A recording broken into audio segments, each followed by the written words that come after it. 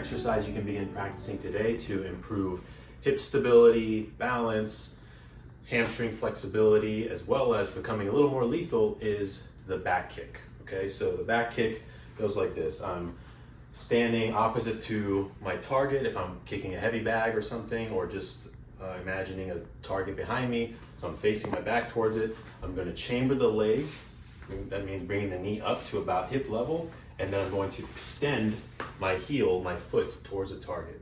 So my impact point would be the blade of the foot, and I'm hinging at the hips as I extend it towards my target. So you can practice this obviously at any height. Okay, if hamstring flexibility is an issue, you can bend the knee a little more if it's feeling extra tight, and just simply practice the balance, practice the timing of it. Let's say you can only kick to someone's shin height. That's fine, because that's a viable target in self-defense as well, shin or knee level. So I always say imagine the target that you're hitting, so know what target, what height you're aiming for at all times. It makes it more realistic this way.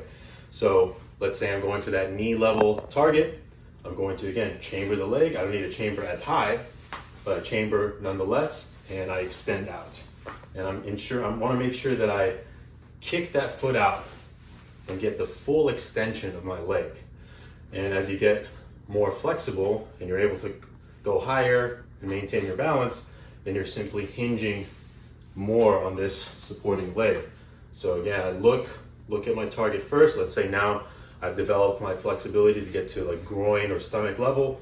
So I look at it, chamber, extend, bring the foot back in. Try to hold your balance if you can.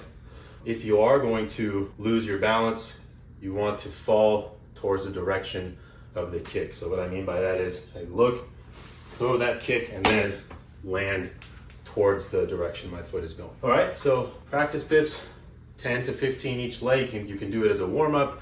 You can do it for cardio at the end of your workout, ideally using a standing bag or a heavy bag, so you have something to hit. You can get a feedback on that.